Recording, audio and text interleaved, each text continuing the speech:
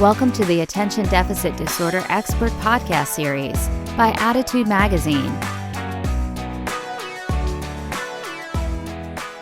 Hey everyone, good afternoon.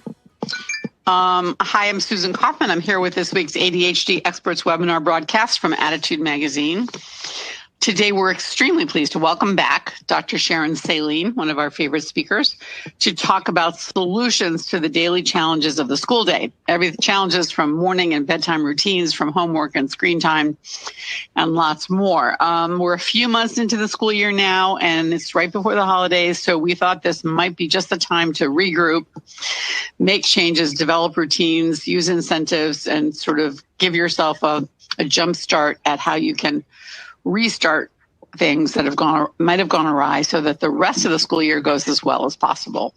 I'd like to introduce our speaker to you in case you haven't had the pleasure of hearing her speak before.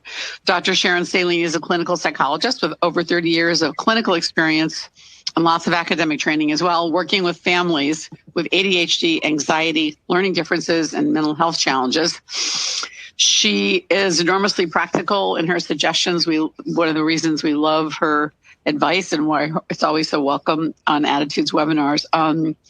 You might be interested in her new book. It's called What Your ADHD Child Wishes You Knew, Working Together to Empower Kids for Success in School and in Life. The book has received 2 highly acclaimed awards, Best Book Awards by the American Book Fest and Gold Medal from Mom's Choice Awards. So Sharon Saline has tons to offer all of our listeners, and you can find out more about her on her website, which is www.drsharonsaline.com, or her Facebook page, facebook.com/Dr. Sharon Saline. So, Dr. Saline, thank you so much for being here today. Thank you so much for having me. As always, it's a great pleasure to be here with you, Susan, and Wayne and Attitude. Great. So I want to thank our webinar sponsor, Play Attention. As all of you know, we offer our webinars at absolutely no cost to our listeners, and we're happy to do that, and we're able to do that because of the support of our sponsors who we'd like to tell you about and recommend to you. And this week's sponsor is Play Attention. Play Attention uses a NASA-inspired technology. It's literally rocket scientists to strengthen executive function and self-regulation. It enhances brain health and performance. You can empower yourself as for adults or your child at school, work, and life. It's a full program. You can get started for the new year if you start now, and you can get a free consultation from Play Attention by calling 1-800-788-6786 or logging on to www.playattention.com. Play Attention is actually offering Attitude listeners a 10% off a home or professional program plus the free ADHD assessment. Please mention this code, AttitudeMag0128. So thank you, Play Attention. Just a few brief comments on how our webinars work in case you're new to them. Dr. Saline will present her slides. She'll then take your questions. You may post them in the Ask a Question section of the screen at any time when they occur to you or later during the Q&A session. Her slides are available right now for download in the event resources section of the screen. When the webinar ends, a post-event survey will pop up. It'll ask you questions, and we'd love to hear your thoughts about how the webinar went. And then that will be followed by 3 questions that have a title, Required for Attendance Certificate. So if you would like a certificate of attendance emailed to you, submit answers to those 3 questions. If you happen to be listening to this presentation in its podcast or replay format, please visit the webinar page. There's a page for this webinar on the Attitude website to download the slides and for instructions on how you can receive a certificate of attendance, even though you may have listened to this later in replay. So finally, just let me point out that if you're having any audio problems, it's undoubtedly due to internet bandwidth. So please close any open browsers and maximize your internet speed. With that, let me turn it over to Dr. Saline. Thank you so much, Susan, for that lovely introduction. And hello, everyone. It's great to be here. So here we are in the beginning of December. And I don't know about you, but we received 15 inches of snow on Sunday and Monday combined. So we really are headed into the middle of the school year. And for people who started off strong, your kids are excited. This is a new year, a new opportunity. Things are going to be different. What's happened at this point? Sometimes the goals and hopes that you needed, that you had, really need a mid-year boost. And of course, some people might be progressing very well. Others, could be 2 steps forward, 1 step back. Things academically, generally in schools, have gotten harder by this time of year, which colors everything and also affects the motivation and attitude of a child or teen with ADHD. Often problems have cropped up by this time of the school year that need to be solved and that are getting in the way of learning. And there have also been routines that sort of started off strong, but kind of now they're having trouble following them. There's more pushback. And in general, family life could be a little bit more stressful, not only because of the holidays, but also because the school is now in session. It's no longer something new. And there's sort of a tedious quality to waking up in the morning, getting dressed, going to school, coming home, etc. Attitudes have changed by this time of the year, most likely. And when you're facing finals or the end of a term, which for many kids in public school, that's not usually until January, but you see it ahead of you, that you can start to see that your kids are having more pushback about doing their homework, about cooperating at home with chores or house policies around technology. There's often an increase in reliance on screens by this time of the year. It's darker. If you live in anywhere, north of what would be considered to be, Virginia and Texas and, Arizona, that it's chilly and kids want to kind of come home, watch screens, play games. They're not as motivated necessarily to go outside and do things. It's harder to get kids off their screens because they kind of want to use them as a break for other pressures that they're enduring at school. So when you add the holidays in, there's a lot of overwhelm and sometimes increased frustration. So I am going to be advancing my slides, so please bear with me. So what are we going to talk about in this webinar? In this webinar, we're going to focus on building skills and to do more of what works at home and at school and less of what doesn't. Where we really want to actually live with the mentality, to teach and live with the mentality that any progress is progress. And if there's a step back, we're going to expect that because that's part of moving forward. Ultimately, the ironic thing about 2 steps forward, 1 step back is that you're still taking a step forward. And we need to focus on that. We're going to try to reduce reminders and nagging by improving working memory skills. We're going to learn tools to rehearse, practice, and review skills before using them. I'm going to give you some tips on how to use better visual cues and verbal prompts. And of course, along the way, as part of my particular strength-based philosophy, we're going to notice and encourage the efforts that kids are making, even if they're not fully successful, but the efforts and the successes that they're having along the way. One thing that I think is important to discuss here is that we're going to keep supports in place, the supports that we're talking about today and ones you've created on your own, until mastery is well established. And we're going to fade them out gradually. And we should talk about this sometime during the presentation, but also afterwards.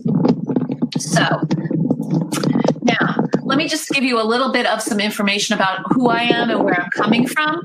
As Susan said, I'm the author of What Your ADHD Child Wishes You Knew, Working Together to Empower Kids for Success in School and Life. And my philosophy is a foundation of strength-based thinking and attentive awareness. So we're going to be talking today about how to work with kids for solutions to collaborative problems. Because essentially, if your child is having a problem at home or school, you're also having a problem at home or school. And so we have to work together collaboratively to come up with what these solutions are. Because when there's a collaborative effort, the kids are more interested in participating. They have greater buy-in and greater cooperation.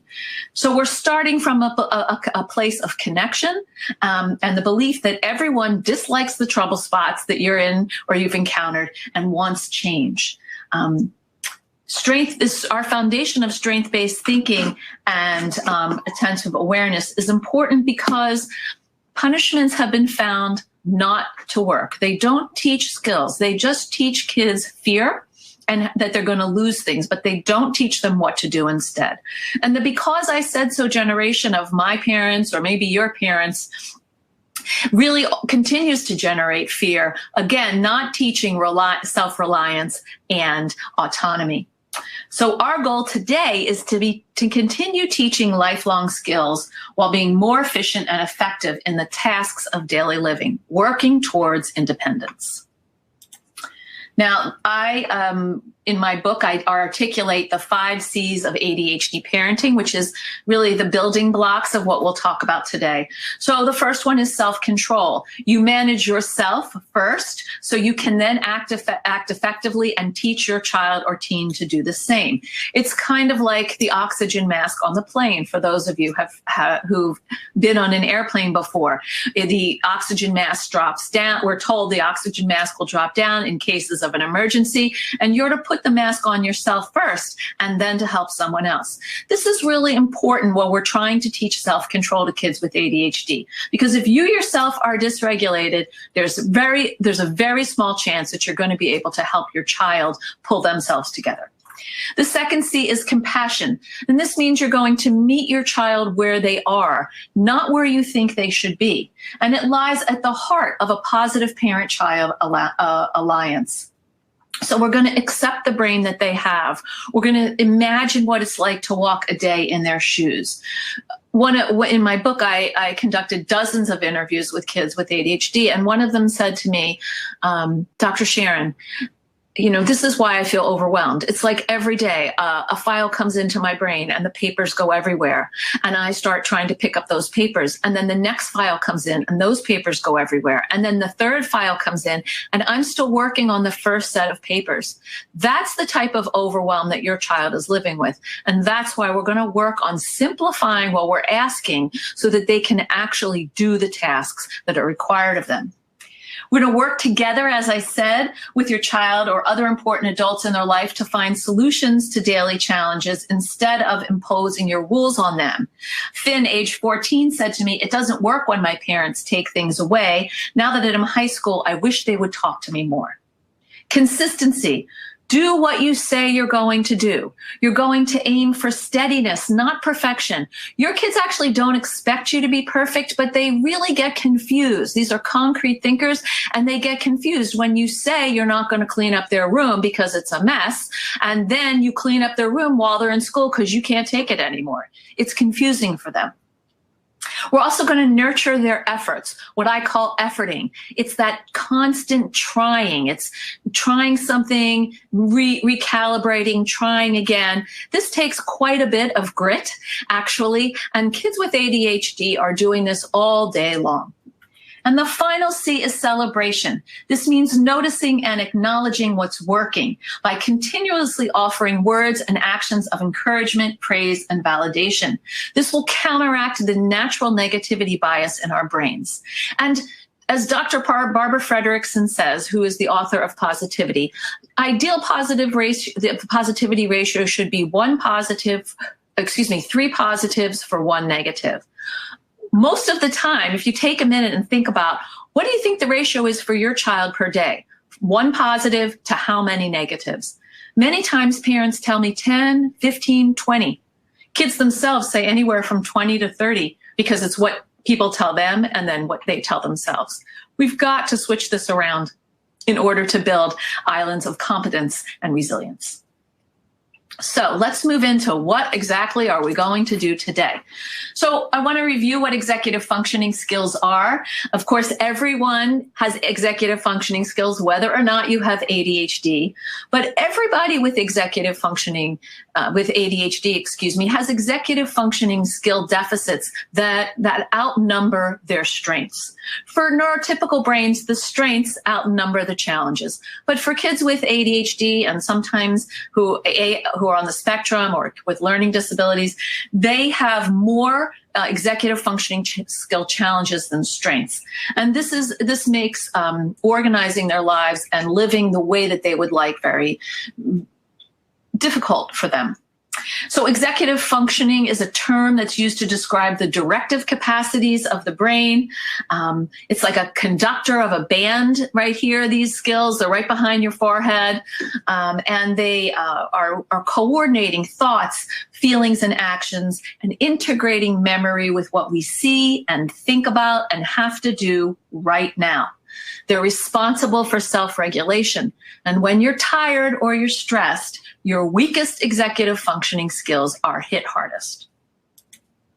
So this is just a little graphic about how executive functioning skills really impact learning disabilities, ADHD, and autism spectrum disorders. And executive functioning skills can be divided into skills that help you choose to achieve goals and create solutions, thinking skills, and then there are doing skills. There are also feeling skills. They guide behavior, help with self-control, help you get started with initiation, flexibility, and persistence, and they guide thinking with focus, concentration, and the last executive functioning skill to develop is metacognition, self-awareness, self-evaluation.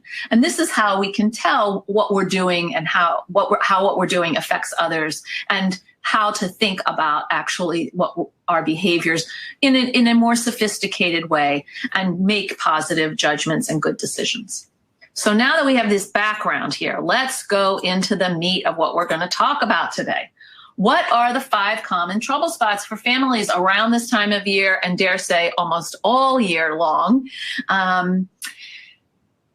We are talking about managing technology. We're talking about how you're able to get up in the morning and out of the house smoothly, how you're able to start and complete and sustain interest in homework, how you can get to bed, ready for bed and go to bed without tantrum, and when you can do chores as asked. And so our 5 C's approach entails discussing problem areas with your child when they aren't occurring. You cannot talk about any troublesome event in the midst of an eruption or a crisis. Instead, you're going to create a joint plan, try it, and reevaluate it at a weekly meeting. You're going to set limits and establish scaffolding that isn't about making excuses, but rather about facilitating learning. And this scaffolding is going to make adjustments, accommodations for executive functioning challenges that are also simultaneously shoring them up.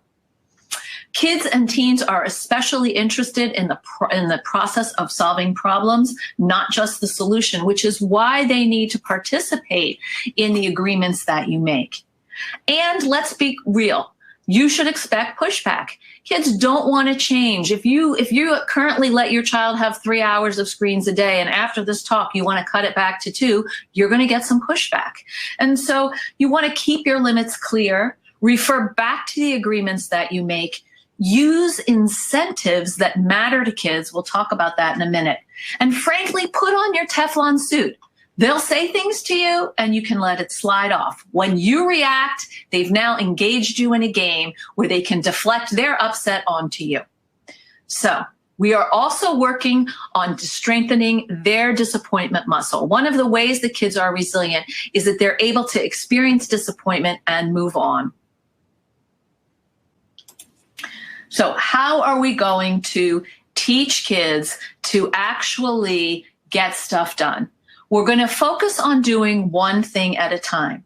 These kids basically consider that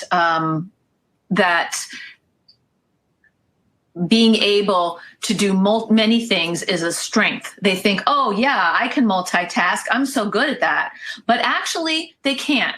And people really can only change one thing at a time. Think about yourself. If your spouse or a partner or mom asks you to, I don't like when you drop your bag in the kitchen, and I don't like when you talk on the phone when you're cooking dinner because you make mistakes, and I really don't like that you interrupt me. You can say, okay, well, which one of those things do you want me to work on? I can't work on all of those. And it's the same for kids. They're overwhelmed with too many directions, too many steps, and they struggle naturally with weaker working memory and processing speed issues. So we have to teach them the difference between doing everything and just trying one thing at a time. We also have to assist kids with understanding that there are things in life that are have-tos, and there are things in life that are want-tos. You do the have-tos, and then you do the want-tos. If I have a pile of dishes in my sink and I want to watch my show, I'm going to have to do those dishes first, because by the time I'm finished watching my show, I'm too tired and uninterested. And I know that I don't want to see them in the morning. So what we're talking about here is how we can improve working memory. And we're going to improve working memory by doing a few things. Writing things down.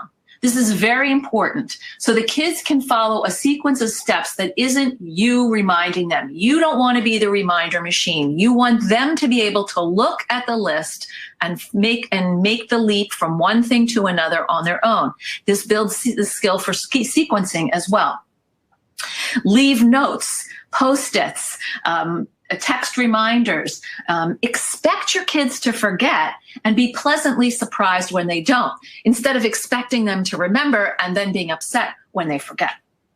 So the one thing that I want to talk about is these visual and written cues, these lists, pictures of things, really help kids direct themselves rather than refer to you in the auditory channel, which often for kids with ADHD sounds a lot like this. Blah, blah, blah, blah, blah, blah. So instead, what we're going to do, in addition to having better visual and written cues, is you're going to give directions with the rule of 3. And this is how it works. You get down on your child's level, you make eye contact. For some kids, you can put a hand on a shoulder, and that is also an extra way to connect, but some kids don't like to be touched. But the eye contact is important, and if their eyes drift away, you say to them, your eyes on my eyes. Then you speak the direction. I want you to get your backpack and meet me at the door. Then you ask them to repeat it. Here's the working memory part. What am I asking you to do?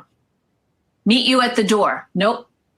Get your backpack and meet me at the door. Get my backpack and meet you at the door. Yes. And can you repeat it for me again? This second repetition is what helps with the encoding in longer term memory. So you want them to repeat it and repeat it again. Your teenagers will roll their eyes at you and say, oh my God, that is the stupidest thing. I'm not doing it. And what you say to them is, we've agreed that the yelling isn't working. So we're going to try this rule of 3 with 2 repeats. If in a week the 1 repeat seems sufficient, we can move to that. How do we motivate kids to do the tough stuff? This is an age-old question, and I'm sure we could do 7 webinars on this. Interest stimulates motivation. And there are 2 types of motivation: extrinsic, outside of you, and intrinsic, inside. So extrinsic motivation refers to an outside request, reward, or responsibility that depends on achieving a goal. You turn in your permission form for a field trip by Friday, or you can't go on Monday. Intrinsic motivation means striving toward a goal for personal satisfaction or accomplishment. You attempt to run for 3 miles instead of 2. You want to make the next level on your computer game. When a task is fundamentally unrewarding or uninteresting, i.e., homework, doing the dishes, there's no excitement, there's less dopamine, and it takes kids with ADHD longer to get moving because they already have less dopamine. So now there's less dopamine, doubled. You could do the math with that one. When there is no clear immediate like satisfaction or benefit. There's a real struggle to get moving because there's less dopamine, and then the task itself is not dopamine enhancing. It's not something pleasurable. You're not excited about it. There's no reward. So the external incentive is what's critical here because it encourages kids to do the task until later on, an internal reward, intrinsic satisfaction, and I'm talking late teens, early 20s in neurotypical brains, kicks in. So why do we have to ask kids to have an incentive to do the things they're supposed to do? Because they can't muster up enough oomph to do it on their own because they have ADHD. So how are we going to deal with screens? Now, let me just say that my personal philosophy is that screen time is a privilege. It's not an entitlement.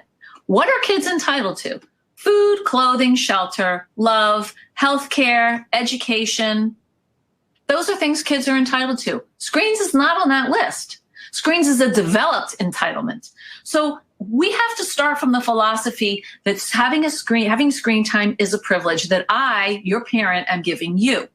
Right?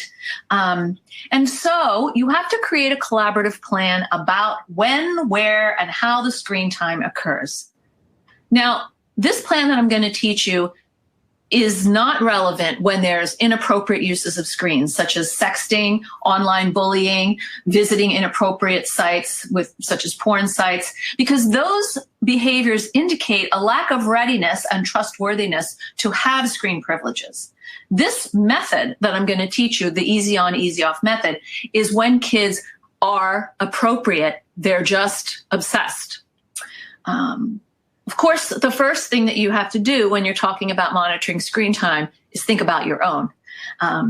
Yolanda, age 13, said to me, what I can't stand is when dad stays on his phone but tells me to get off mine. It drives me crazy. It's so hypocritical. I get really mad. He's not even paying attention to me. So just keep that in mind when we're talking about this. Easy on, easy off is a plan where you decide in advance in a calm moment how much screen time that's not related to school you want your son or daughter to have. And for the sake of my math, I'm going to say an hour and a half per day. So this hour and a half is separate from homework. Now, your child might come and say, I want 3 hours. So when you go into this negotiation, I would suggest you start with an hour, and then you can inch up to a half hour and they'll think they gained something. Okay? So an hour and a half. Here's how it works. This hour and a half would occur after the have to stuff. Now, to be honest, some kids come home from school and they need a break. All they want to do is spend a half hour on screens to chill out. That's possible if they can get off. And here's where this easy on, easy off method works. You have your time. Let's say your child comes home and they want 30 minutes after school, and then they want their second hour when they're done their homework. Okay, so they get on their screen after school. When the time is up, and this is when you use a time timer, and you also do the rule of 3, eye contact when it's 5 minutes.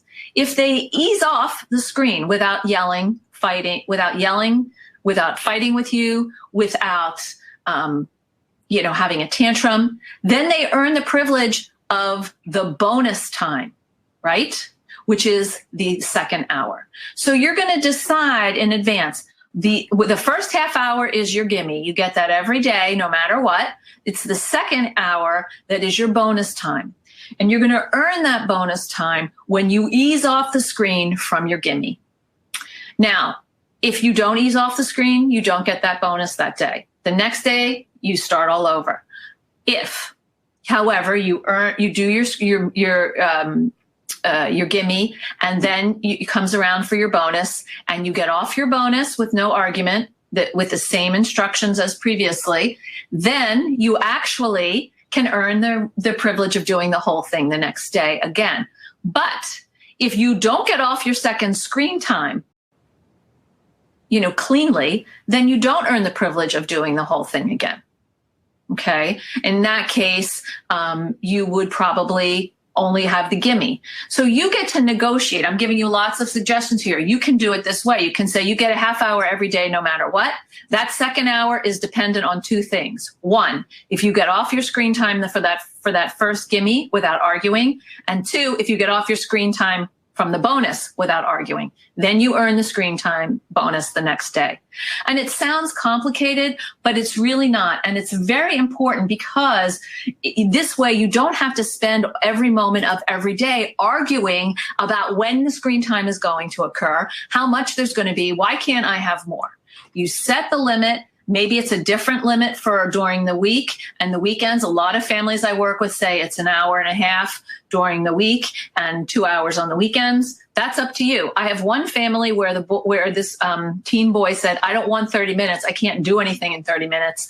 I want to do all my chores and my homework, and then I want my hour and a half.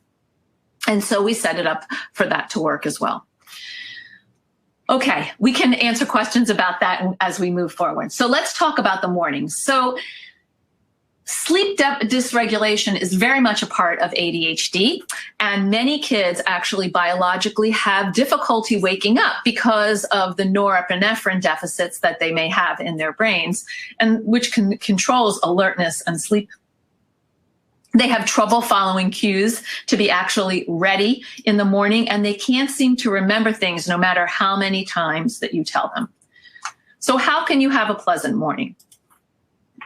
Together with your child, you're going to create a list of activities that you post on the refrigerator or in the room or both, and you're going to refer back to the list. And you're going to continue to say things like, check your list. One mom that I worked with took a picture of her daughter when she was perfectly ready for school with her lunchbox, her backpack, her coat, and she put it on the refrigerator with in marker above it. She wrote, do you look like this? If so, you're ready. And so she would refer her daughter back to the picture. So we're using visual cues and auditory reminders. The auditory is refer back to the list. And the goal is simplifying the morning routine and helping kids learn organizing, planning, and sequencing. You want to lay out your week on a whiteboard. It's very helpful for kids to see what's coming during the course of a week.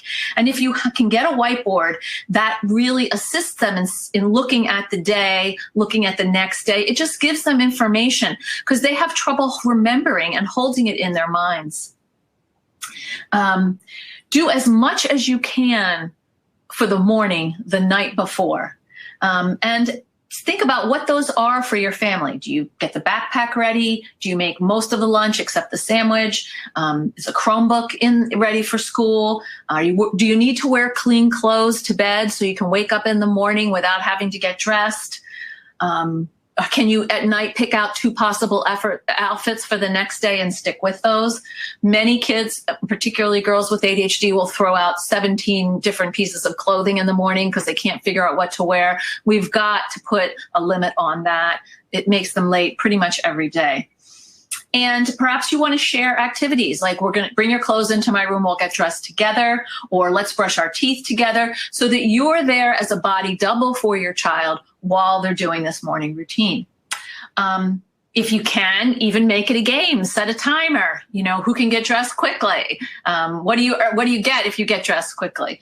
An extra granola bar in your lunch or something like that. One mom I worked with actually had her daughter brush her teeth at the kitchen sink every day because she could not go back upstairs to the bathroom. So the toothbrush lived next to the sink. And there was another one upstairs for the evening. Anticipate problem areas and don't be discouraged by them.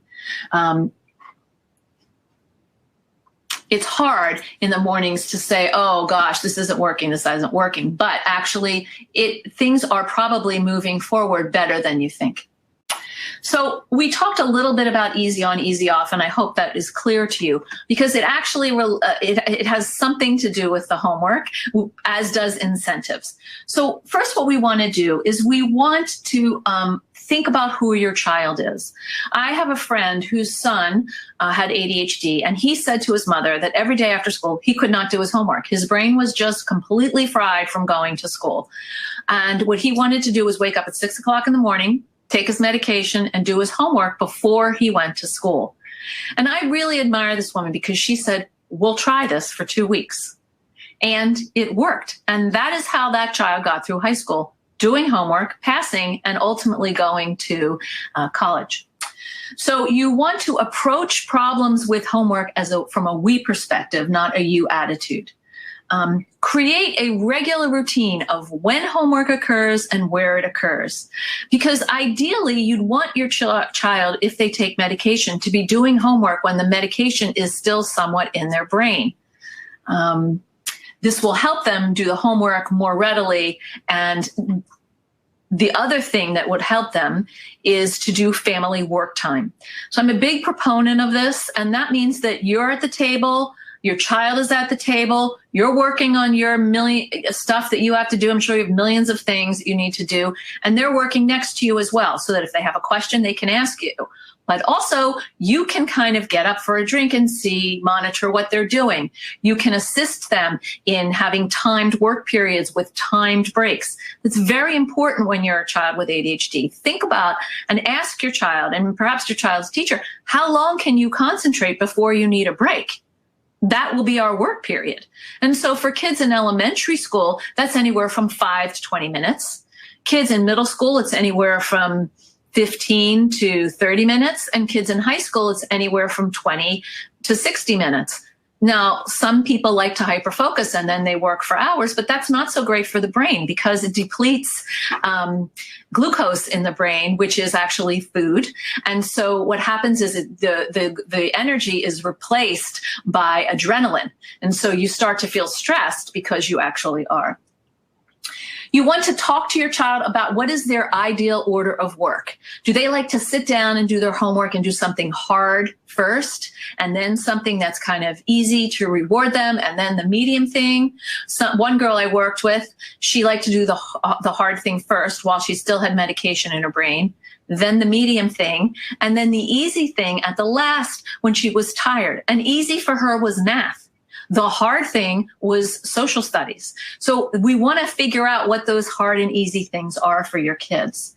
And you want to have a structured plan. You work for that 20 minutes, you take a 5-minute break, that you decide in advance what things are acceptable for breaks. Use Post-its. If kids are working and they're afraid they're going to forget their idea, write them down real quickly, post them on the computer screen. A good break activities are running around the living room, maybe doing some yoga, an exercise bike, maybe petting the dog, drawing, coloring, eating, going to the bathroom, talking to you. Come up with a list of break activities that are okay. And sometimes it's just sitting there spacing out, and that's okay too. And you want to use incentives that matter. And this connects us back to screen time. So if you set screen time for an hour and a half a day, and that first half hour is a give me, and they get off the screen and they do their homework and they've earned the second hour, then the way that they earn that hour is by getting off the screen well the first time. But it could also be that you give them an extra hour and 5 minutes because they did a good job on their homework. Or you could decide you get a half hour gimme, you get 45 minutes as your bonus time, and that extra 15 minutes I'll give you when you complete your homework in an appropriate way.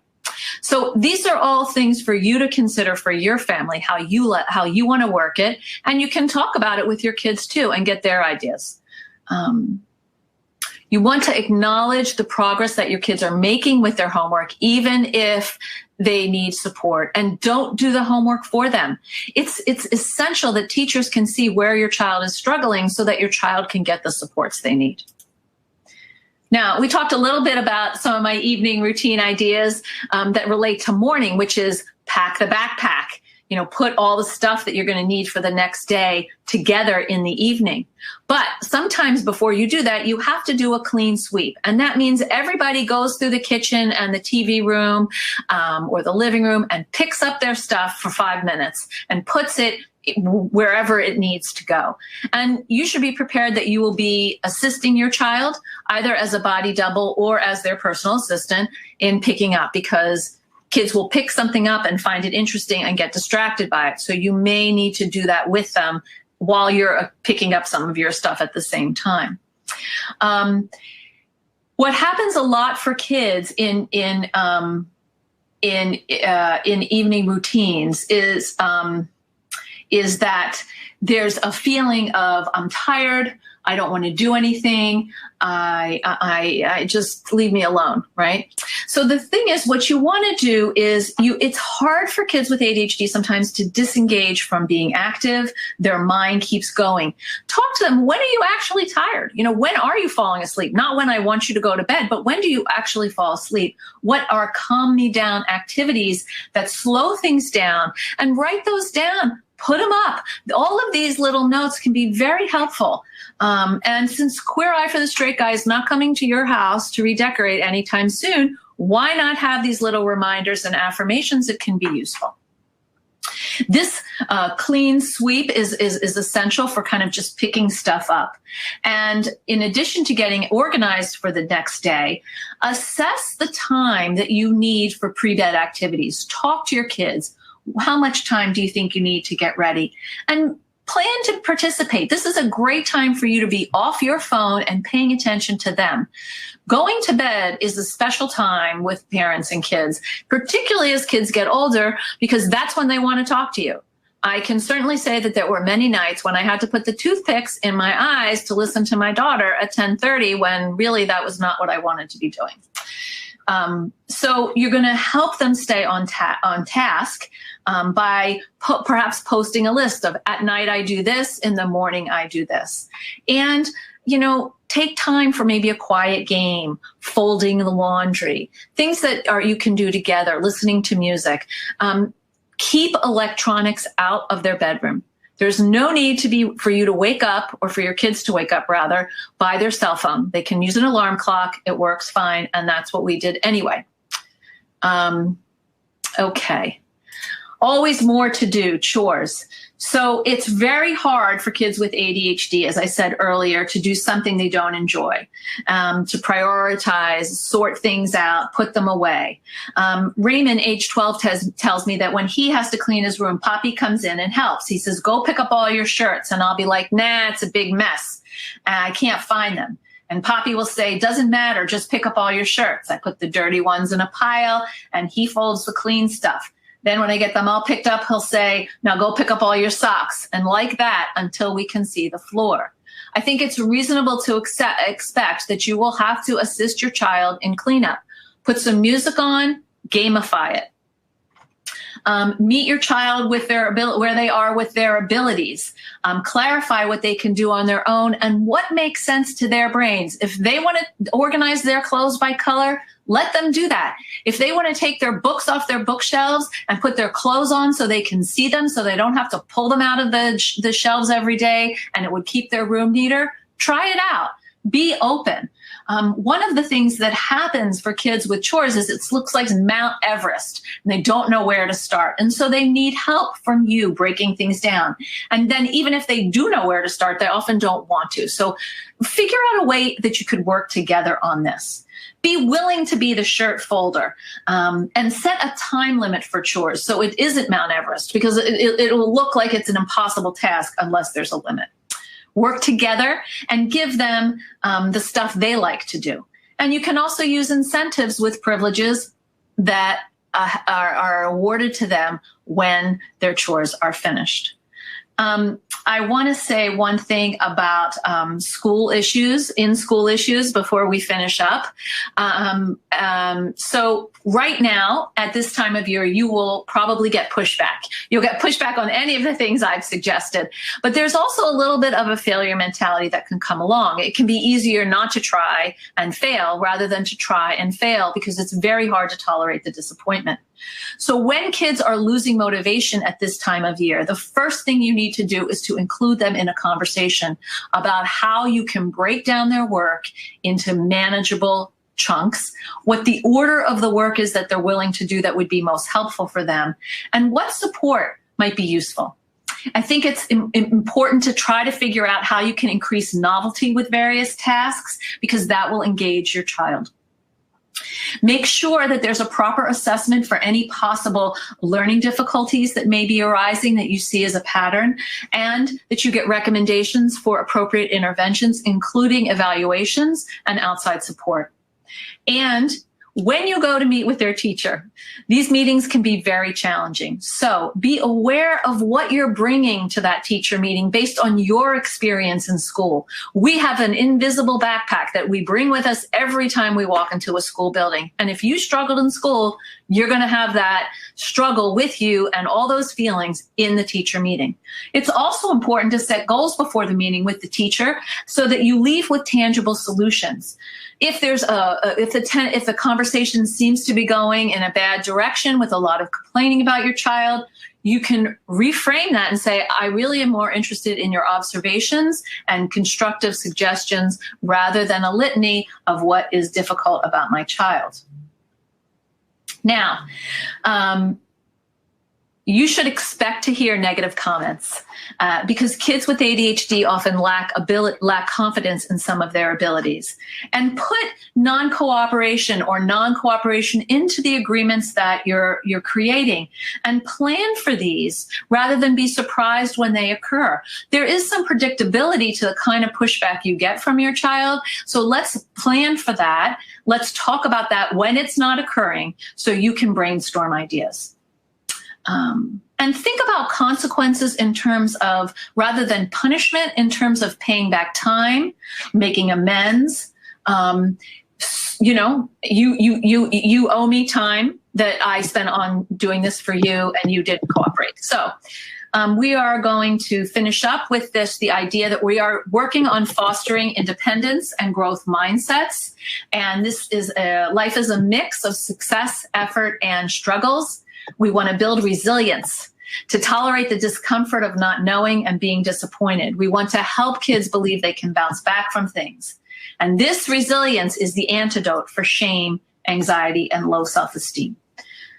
I'm really excited to hear your questions. Thank you. Thank you for participating. Thanks so much. Listeners, please post your questions. We'd love to hear which of these topics is of the most relevance to you: screen time, mornings, evenings, homework. Tell us what your problems are, and we'll select some questions for Dr. Saline to answer. I thought it was interesting that you ended with pushback, because there are a significant number of listeners who have already posted real pushback from, especially their early teens. So, for example, they're one person who says, my son just doesn't accept that he has ADHD. He's not a willing participant in my helping him with any kinds of structures. And another person who says similarly,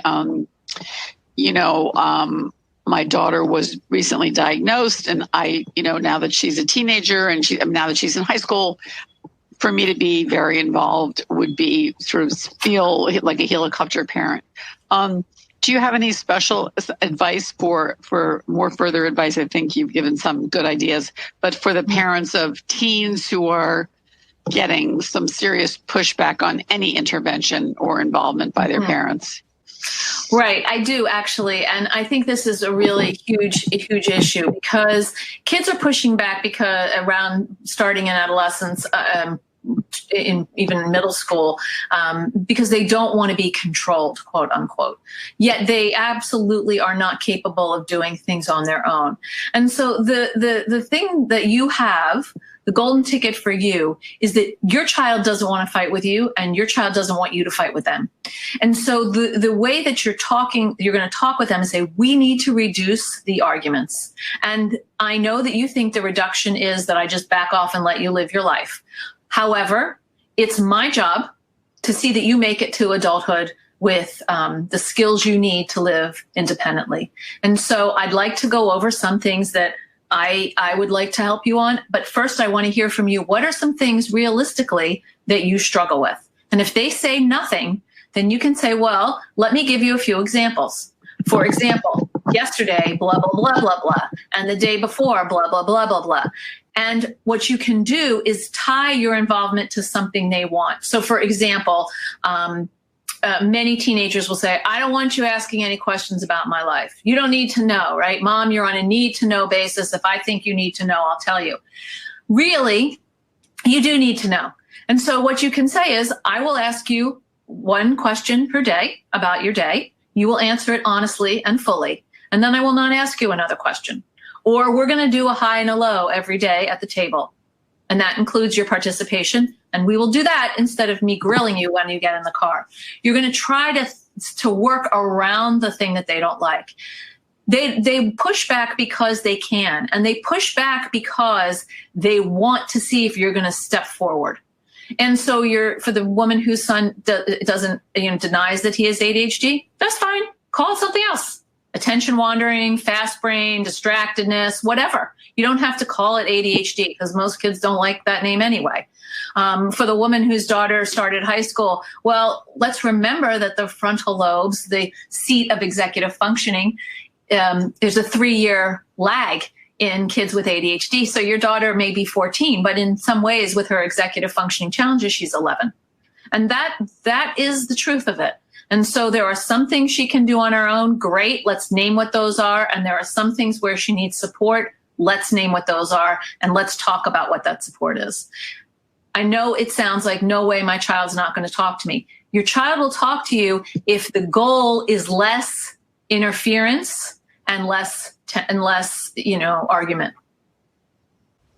Okay. Yeah, there's so many pushback comments here. Just laughed at one of them. How do you convince a middle school boy to do something he doesn't want to do? For example, arrive at class on 10 minutes before. What do you mean? I think just being on time. My child in elementary school has a difficult time during class time. He makes noises. He's talking. He doesn't know how to stop. Mm-hmm. How to work on that with a 7-year-old. So I want to say something about the middle school boy who won't get to class on time. So there are natural and logical consequences. That natural consequences, you don't wear your coat outside, it's cold. You're late for class and you have to stay after with the teacher.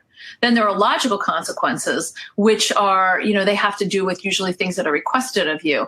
And so, for example, you drive my car, you hit the stop sign. I told you not to drive my car. You're going to sit with me while I call the insurance company and the body repair shop, et cetera, et cetera, et cetera. And you're going to help pay for it.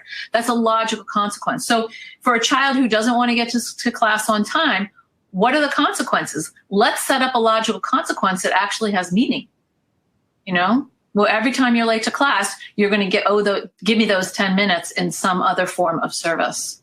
Mm-hmm. 7-year-olds who have trouble with, monitoring their bodies in school, that isn't unusual for a 7-year-old with ADHD. And that has to do with the fact that they're, just more immature than their peers.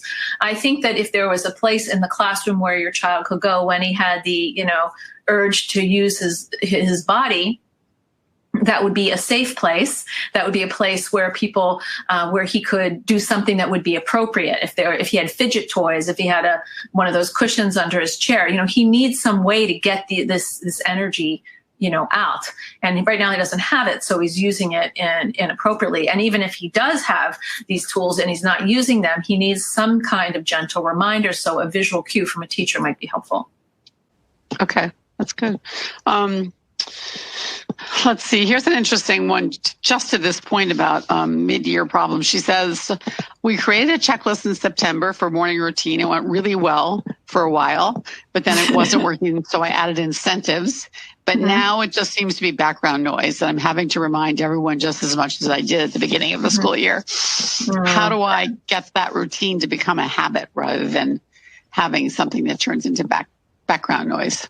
That's a great question. So really I would ask you, to make a time for a family meeting. And I know I'm a psychologist, and I have to tell you that my children would roll their eyes. Oh, family meeting. But really having a meeting once a week, that's 15 minutes where you can talk about something together in a calm way, is very effective, particularly if you've created something, an agreement, a plan, and people aren't following through. So my question would be, I would want to ask the kids, what has happened that following this is no longer, it matters, doesn't seem to be important, doesn't seem to be something that jumps out at you? What could we do to make it jump out again? I want to hear what your kids have to say, because you can't decide, you can't make all of these decisions for them. You can't know why it's not working. Only, whatever it is they tell you in the moment. But let's sit down and let's actually do something creative. Let's brainstorm. What is an alternative that we could do? Because these lists actually work. They're not working now. Why do you think they stopped? And what could we do to make them work again? It's really important in my particular philosophy that you include kids in not only naming the problems, but in brainstorming solutions, because when they have an opportunity to participate, they have more buy-in, particularly if the agreement and what they're going to earn for it matters. Right, absolutely. Here's a great question. It's a longer version of a question that others have asked about how do you transition to self-reliance? And this is from Lisa, and she says, my son is 15. We've been using checklists, charts, incentives, and contracts for years. Mm-hmm. There's eye rolling and fatigue, not only on his part, but our part as well. How many years do I need to keep facilitating homework? How many years will my husband have to body double with my son while he picks up his room? At what point will he rise to the occasion and initiate these things on his own? Will we still be scaffolding his life when he's 20, 30, or 40 years old? So there's a question on the transition to self-reliance. Right. I hope not. So I guess my question in return is, in what areas has your son made strides? Because I would imagine that your son has made strides in some areas, not consistently, but in some areas. And those are the areas that I think it would be really worth focusing on, because if he's making strides, it's likely that he'll continue to do so, and that you could step back a little bit in the areas where he has a little bit more initiation. The reality is that it takes the ADHD brain longer to mature and to be able to be for these kids to be on their own. And so you are still body doubling them probably up until their senior year and sometimes later. And I think that that's really important to think about, not when they're 40, but actually probably until they're, anywhere from 18 to 21, because their brains are about 3 years, behind, sort of lagging in development in building these skills. And that's important, because it's not that your son is incapable of it, it's just slower. And I think that's worth talking about as a family, and that you do get fatigued. So if you've been working really hard on one skill and it's going well enough, let's step back from that one for a while, keep a little bit of support in, but let's try to work on something else that might be a little more interesting and novel. Kids with ADHD get bored. And we parents get bored. It's frustrating to be able to have to say the same thing over and over. So shaking it up a little bit is a good idea. Okay. We have unfortunately so few time. There's so many great questions, as you can imagine, on screen time. But here's a common dilemma faced by many of our listeners. Their kids are doing their homework on their laptops, and they're required to do that. And the boundary between schoolwork and recreational screen time is very hard to monitor unless you're standing over your child. What do you have any suggestions for that? I think that many parents face that issue in today's world. Yes, I do. So one of the challenges is that school is now 24/7, and that you can have, 3 teachers, particularly in middle or high school, 3 teachers are using Google Classroom, and 1 teacher has their own website. And so you have 5 or 6 different tabs open, which really encourages media multitasking, which is very difficult for the brain to sort of sustain over time. What I suggest is that kids have two browsers open, one browser for their work, one browser for their fun stuff. The fun stuff is minimized. The fun stuff is to be used during a break. And you're working at the table with them, so you can actually walk by. I have one father who puts his son at a seat at the table where when the screen is open, it faces the window, so he can see what the kid is doing with the window. You have to, I think you really have to stay on it and help them. Another thing that I think would help is that when you have assignments on one tab and then the actual work is on a separate tab, print out the assignments and have a piece of paper so that your child isn't switching tabs. Because if they're switching tabs for school, it's not a big leap to switch tabs to something else. But exactly. But so we want to really reduce the opportunity for tab switching, and we want to keep the fun browser minimized, or maybe the fun stuff should only be on the telephone, which is used during break time. Try to keep the screen just in school, and then they're going to earn their fun screen time after. So it's not like I never get my fun screen time. I just can't do it right now. Okay. Very last question. So unfortunately out of time, number of people whose kids just simply cannot wake up. They feel like they just can't get out of bed. We do have one recommendation from a listener for the sunrise alarm clock that they have had good success for themselves and their children. It's not such a shock to be awakened in the morning when there's already a light in the room, he says. So yes, I was actually going to suggest that those alarm clocks where the light in the whole room brightens can be very helpful. Right. Sometimes children need more than one alarm clock. Yep. Some children actually need an alarm clock that shakes the bed. I know. I love that alarm clock. Yeah. This is a very common issue. And so I actually am working with someone, and what happens is her alarm clock goes off. Her father goes in the room and says, "Your alarm clock's gone off. It's time to wake up." She gets 10 minutes to sleep. She pushes the snooze. Then then the snooze button goes off. He comes in again, makes sure she actually gets out of bed and walks to the bathroom. Right. Yeah. So, and she's 12, but here's the interesting thing. Can I just say that's very labor intensive, I know, and he's trying to get ready for work at the same time. But he had to go on a business trip, and she had to stay with her grandmother, and he was gone one day, and it happened to be he'd been gone one day, and then I saw her for therapy, and she said, "I miss my dad so much. I really need his help in the morning." And she had been giving him nothing but pushback. Don't talk to me from the time you see me in the morning. I don't want to hear your voice, that kind of thing. All you have to do is make food. So, it's very interesting. It was very interesting. And we called him actually from the office, and she said to him, I realize how much I need your help. I miss you. And he said, "Thank you so much for calling." Oh, that's great. Yeah. Yeah. It was really great. Yeah, because not very many kids who are woken up are happy to say thank you. Right, exactly. And this was a big step for this 12-year-old because this has been going on for 4 years. Right. So, Dr. Saline, thank you so much, everyone, listeners. You'll find the replay and the slides on the Attitude website very shortly. You'll also find a podcast version up on our site within a week or so. So you'll have a chance there's so much good information that Dr. Saline just provided that you'll probably want to listen to it again. So thanks again, Dr. Saline. I want to mention our upcoming webinars to our listeners next Tuesday. About mindfulness, the ADHD anxiety link, and how mindfulness can help you feel less overwhelmed and be more productive.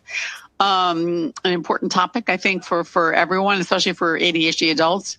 And then starting off the new year, addressing clutter, January 9, Conquer Clutter the ADD Way, 7 practical steps with organizing a messy house with Linda Rogley, who was always a great advisor for those adults with ADHD. So thank you, everyone, for listening.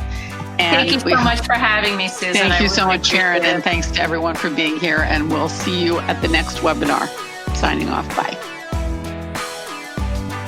For more Attitude podcasts and information on living well with attention deficit, visit attitudemag.com.